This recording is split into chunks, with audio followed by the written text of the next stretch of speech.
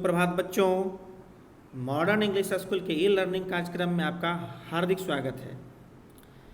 मैं विपुल कुमार सिंह, आपका हिंदी शिक्षक, आपके हिंदी पाठ्य पुस्तक वसंत भाग 3 के पाठ 11 का दूसरा पाठ लेकर उपस्थित हुआ हूँ। बच्चों, मैं पिछले भाग में पढ़ चुका था किस चीज़ के बारे में। ये मैंने पढ़ा था कि जो अर्देशीर एम ईरानी थे, सवाक फिल्म बनाए थे, लेकिन उन्होंने 150 मूक फिल्म भी बनाई थी और 100 सवाक फिल्म बनाई थी। और ये जो आलम आरा फिल्म बनी थी वो अरेबियन नाइट्स का जैसा फैंटेसी था, यानी भड़कदार था, पूरा चटकदार था, है ना, और थोड़ा सा प्रेम कथा से ये था।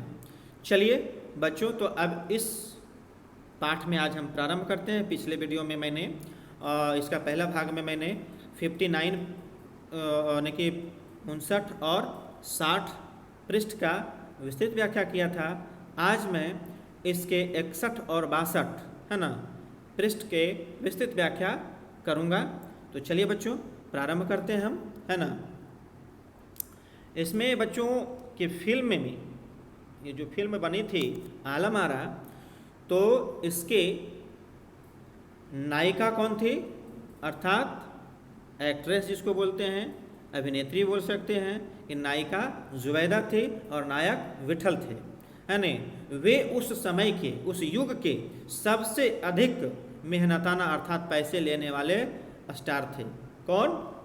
जो आपका विठल थे, क्योंकि उस समय बहुत ही प्रसिद्ध थे, अच्छे थे, स्टंट का जो है, स्टंट करते हैं, जो है बहुत अच्छे, जो है आपका वो अभिनेता थे, नायक थे। उनकी पारिश्रमिक जो थी, मेहनताना जो थी, काफ़ी ज़्यादा लेते थे वो। जैसे आजकल हीरो देखते हैं, एक से एक हीरो, कोई 25 करोड़ तो 30 करोड़ 10 करोड़, जो जैसे हैं वैसे लेते हैं। तो उस दौर के अर्थात उस समय के, उस युग के, है ना, जो विठल थे काफ़ी पारिश्रमिक लेने वाले स्टार थे। उनके चयन अर्थात चयन को लेकर भी एक किस्सा काफ़ी चर्चित हुई थी। जब आलम आरा में उन्हें लिया गया था तो हुआ क्या था कि उन्हें उर्दू बोलने में काफ़ी मुश्किलें होती थी, यानी काफ़ी कठिनाई होती थी, क्योंकि वो हिंदी जानते थे, है ना, उर्दू नहीं जानते थे। अब वहाँ तो मूक फिल्म में तो काम चल जाता था कि बिना जो है बोले अपना शारीरिक भाव दिखा करके, उछल कूद करके सारा काम कर लेते थे, लेकिन इसमें तो ऐसा बात था नहीं, है ना। तो इसलिए इसमें उनको बहुत परेशानी आ रही थी, और यही कारण से, है ना, उन्हें हटा करके और दूसरा नायक को ले लिया। उस नायक का नाम महबूब था। क्या था? महबूब। अब इस चीज़ को देख करके, है ना, विठल काफ़ी जो है दुखी हुए, है ना, और नाराज़ हो गए। नाराज़ होकर के उन्होंने केस कर दिया, अर्थात मुकदमा दायर कर दिया कोर्ट में, न्यायालय में। और उस समय के जाने माने वकील जो थे, जिन्ना, मोहम्मद अली जिन्ना, कौन थे? बहुत ही काबिल थे और मशहूर थे, प्रसिद्ध थे। उनका नाम था मोहम्मद अली जिन्ना, और वही उनके अर्थात विठल के केस को, है ना, न्यायालय में लड़ा और अंततोगत्वा उन्हें जीत दिलाई। किसे? विठल को। और जब विठल जीत गए तो जीतने के बाद क्या हुआ? भारत की जो पहली बोलती फिल्म बनी थी, है ना, आलम आरा, उसमें पुनः उनको जगह दी गई बतौर नायक। बतौर का मतलब नायक के रूप में, बतौर मतलब के रूप में, यानी नायक के रूप में पुनः उनको जगह मिली, है ना। और इस तरह से वो उसमें नायक के जगह पर जो है भूमिका में आ गए, और उनकी कामयाबी जो है रुकी नहीं, बल्कि जो है नित्य प्रतिदिन अपने ऊंचाइयों को छूती ही रही थी, आगे बढ़ ही रहे थे। मराठी और हिंदी फिल्मों में वे लंबे समय तक नायक और स्टंटमैन के रूप में सक्रिय रहे थे, यानी काफ़ी लंबे समय से स्टंट भी करते थे। स्टंट का मतलब होता है बच्चों जोखिम भरे काम करने वाले, जो जोखिम भरा करता है। जैसे देखते हैं कि पहाड़ पर से कूद जाना, या और कोई काम वैसा जो हम नहीं कर सकते, देख के डर लगता है, भयावह लगता है, वैसे कामों को होता है देखता है, देखते हैं अभी भी फिल्म में देखते होंगे कि बहुत सारे ऐसे हैं कि जो है फेंक दिया दूरी से ही, या छत पर से कूद गया, या फेंक देता है, या कूद गया कुछ नहीं हुआ। तो वैसे कामों को अर्थात रिस्क यानी जोखिम वाले कामों को स्टंट कहते हैं, और स्टंट वाला काम वो करते थे। अभी भी स्टंट मैन रहते हैं जो देखते हैं, अभी जो है होता है फिल्मों में, तो अभी भी स्टंट मैन है। तो उस समय स्टंट मैन का काम करते थे वो, और फिर आपका नायक का भी काम करते थे। तो इसके अलावा आलम आरा में सोहराब मोदी, पृथ्वीराज कपूर, याकूब, जगदीश सेठी जैसे अभिनेता भी मौजूद रहे, और आगे चलकर फिल्म उद्योग का है ना एक प्रमुख स्तंभ बने। प्रमुख स्तंभ का मतलब इन्होंने ही फिल्म उद्योग को, फिल्म कारखाना को आगे ऊंचाई तक बढ़ाई। आगे जो उन्हीं का जो है किया कराया हुआ, उसी को देखते हुए करते करते धीरे धीरे धीरे धीरे और विकास होते होते और काफ़ी बदलाव होते होते आज तो कहना ही क्या है, काफ़ी बदल गया है। और बच्चों कि यह फिल्म जो है 14 मार्च 1931 को कहाँ जो है रिलीज हुई थी? मुंबई के मैजेस्टिक सिनेमा में प्रदर्शित हुई थी सबसे पहले, और ये लगातार कितने दिनों तक? 8 सप्ताह तक चली थी। 8 सप्ताह का मतलब हो गया है ना 8 शते 56 दिन तक के कंटिन्यू यानी लगातार चलते रही थी, न रुकी नहीं थी, एकदम हाउसफुल चल रही थी। हाउसफुल का मतलब कि बिल्कुल एक भी सीट खाली नहीं, और उसके बावजूद भी बाहर में भीड़ इतनी उमड़ती थी, देखने वालों का ये कहना नहीं है। पुलिस भी नियंत्रण नहीं कर पाती थी, उसको पुलिस को भी नियंत्रण करना मुश्किल हो जाया करता था। अब है यहाँ पर कि समीक्षकों ने इसे एक भड़कीली फैंटेसी फिल्म करार दिया था। समीक्षक जिसको विश्लेषक कहते हैं, विश्लेषण करने वाले को कहते हैं समीक्षक, इंग्लिश में रिव्यूअर भी बोलते हैं इसको बच्चों, है ना। समीक्षकों ने इसे भड़कीली फैंटेसी फिल्म करार दिया था, है ना। भड़कीली मतलब जो चटकदार होता है, ज़्यादा भड़कदार होता है तो रिव्यूअर जो थे ऐसा फिल्म कहे थे कि ऐसा फिल्म है, भड़कीली फैंटेसी फिल्म करार दिया था। मगर दर्शकों ने, देखने वाले के लिए यह फिल्म इतना यूनिक था, अनुपम था, अनोखा था कि कहना ही नहीं है। देखने के लिए भीड़ इतनी उमड़ रही थी, कहना ही नहीं है ना। पुलिस भी जो है नियंत्रण करने में सक्षम नहीं हो पा रही थी।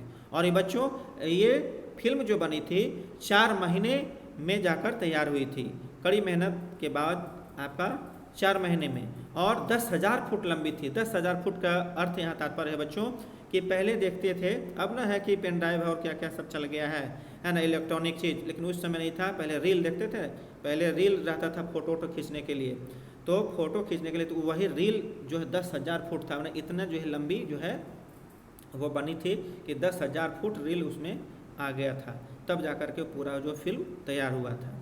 तो वही कहता है कि यह फिल्म 10,000 फुट लंबी थी और 4 महीनों की कड़ी मेहनत से तैयार किया गया था। सवाक फिल्मों के है ना के लिए पौराणिक कथाओं, पारसी रंगमंच के नाटकों और अरबी प्रेम कथाओं का विशेष विषय के रूप में चुना गया था, है ना। सवाक फिल्म को विषय के रूप में क्या चुना गया था? क्या क्या चीज़ बच्चों? पारसी रंगमंच के नाटकों को, पौराणिक कथाओं को, पौराणिक कथा मतलब पुरानी जो हम लोग का कथा है, कहानी है उसका, अरबी प्रेम कथा, है ना, अरबी मतलब अरब का प्रेम कथा जो है ना, इन चीज़ों को विषय बनाया था, सब्जेक्ट बना करके, और जो है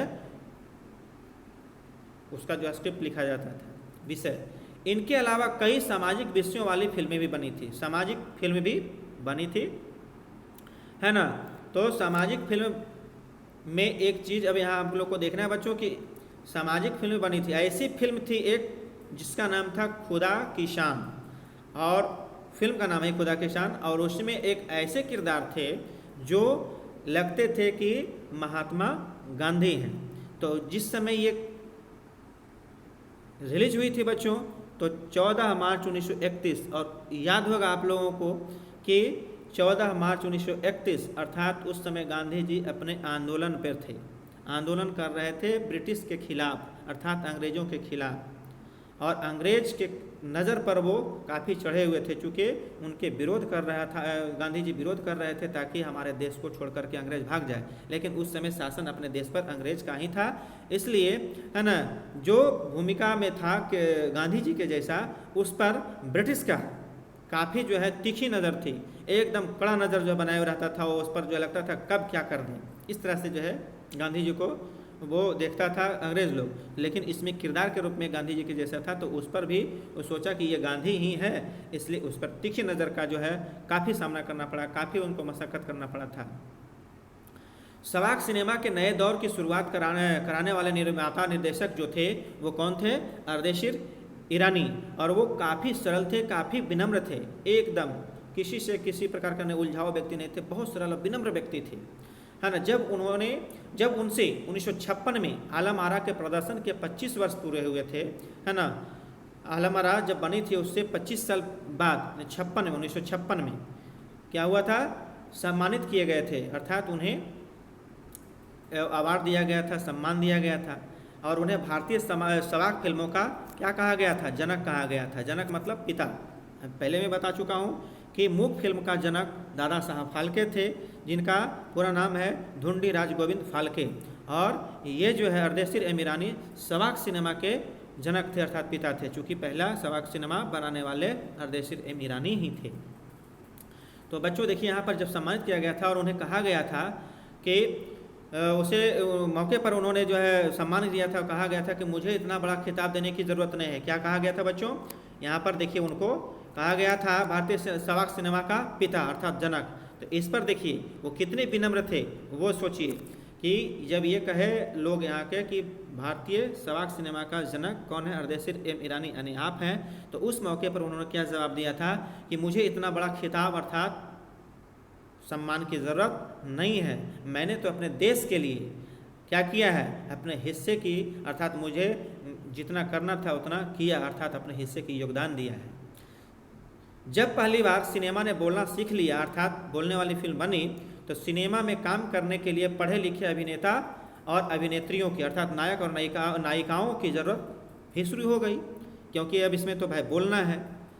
पहले तो था कि जो है ऐसी स्टंट करके शारीरिक हाव भाव दिखा करके ही काम हो जाया करता था, लेकिन अब तो है कि वह पढ़े लिखे की ज़रूरत है, क्योंकि बोलना है ना। संवाद भी बोलना है। संवाद का मतलब होता है, इंग्लिश में डायलॉग भी बोल सकते हैं बच्चों, फिल्म में जो डायलॉग बोला जाता है, यह संवाद जो बातचीत होता है ना, उसे कहते हैं। तो संवाद भी बोलने थे, सिर्फ अभिनय से ही काम तो चलना नहीं था, है ना, एक्ट करने से तो काम चलना नहीं था, है ना। तो मुख्य फिल्मों के दौर में यानी समय में पहलवान जैसे शरीर वाले या स्टंट करने वाले, है ना, वो भी उछल कूद करने वाले सभी चल जाते थे अभिनेता, उनका काम चल जाया करता था। लेकिन अब क्या हो गया भाई कि उन्हें संवाद भी बोलना है। तो संवाद बोलना है तो सब तो वो काम कर नहीं सकता है, जो पढ़ा लिखा रहेगा वही कर सकता है। तो वही कहता है कि गायन की प्रतिभा की उस समय कद्र होने लगी, अर्थात इज्जत प्रतिष्ठा बढ़ गई। जो गायन होता था, गाने का जिसको गाना आता था, गाने के लिए मालूम था, तो उस समय उसकी काफ़ी प्रतिष्ठा बढ़ गई थी। इसलिए आलम आरा के बाद जो प्रारंभिक सवाक दौर की फिल्मों में कई गायक अभिनेता बड़े पर्दे पर नजर आने लगे। जो बड़े बड़े पर्दे पर जो है अभिनेता थे, गायक थे, वे अब बड़े बड़े पर्दे पर आने लगे, अर्थात बड़े बड़े फिल्मों में काम करने के लिए, है ना, दिखने लगे। हिंदी उर्दू भाषाओं का महत्व भी बढ़ गया। सिनेमा में शारीरिक और तकनीक की भाषा की जगह जन प्रचलित बोल चाल की भाषाओं का, है ना, प्रवेश हुआ, दाखिला हुआ। सिनेमा ज़्यादा देसी हुआ, देश का ही, ज़्यादा दूसरे जगह का नहीं, अपनी भाषा में, अपने लोगों की भाषा में जो है बनते चला गया। एक तरह की नई आज़ादी थी, जिससे आगे चलकर हमारे दैनिक और सार्वजनिक जीवन के प्रतिबिंब फिल्मों में बेहतर होकर उभरने लगा। अर्थात कहने का तात्पर्य यह बच्चों कि आगे जैसे जैसे बनते गया, हमारे जो दैनिक मतलब रोज का और सार्वजनिक मतलब सभी जगह, है ना, जीवन का वो एक प्रतिबिंब बन गया, प्रतिरूप बन गया और फिल्मों में बेहतर होकर उभरने लग गया था, अर्थात आगे आने लगा था। अभिनेताओं और अभिनेत्रियों की लोकप्रियता का असर उस समय दर्शकों पर काफ़ी पड़ रहा था। क्यों? क्योंकि जैसे देखते हैं ना कि एक बार जब रामायण बना था बच्चों, तो उस समय की जो भी एक्ट्रेस थी, अर्थात अभिनेता अभिनेत्रियाँ, अर्थात जो राम लक्ष्मण और सीता का जो भूमिका निभाए थे, उनको लोग क्या मानने लगे थे कि सचमुच में यही राम, सीता और लक्ष्मण हैं, लेकिन वैसे तो थे नहीं। तो ठीक उसी प्रकार अभिनेता अभिनेत्रियों की लोकप्रियता का असर उस दौर में, है ना, दर्शकों पर, दर्शक मतलब देखने वाला, है ना, काफ़ी पड़ने लगा था। ठीक है बच्चों। तो अब एक और बात है बच्चों कि उस समय एक जो माधुरी फिल्म था, एक फिल्म का नाम था माधुरी, उसमें एक नायिका थी सुलोचना। माधुरी फिल्म की नायिका कौन थी? सुलोचना। उसकी जो हेयर स्टाइल था, अर्थात हेयर स्टाइल का मतलब केस सज्जा, केस का जो सजावट था वो इतना बेहतर था, इतना अच्छा था कि उस समय कि जितनी भी महिलाएं थी सभी जो है उनका नकल करती थी और उन्हीं के जैसा रखना चाहती थी। अर्देशीर ईरानी की फिल्मों में भारत के अलावा और कहाँ कहाँ देखे गए भाई?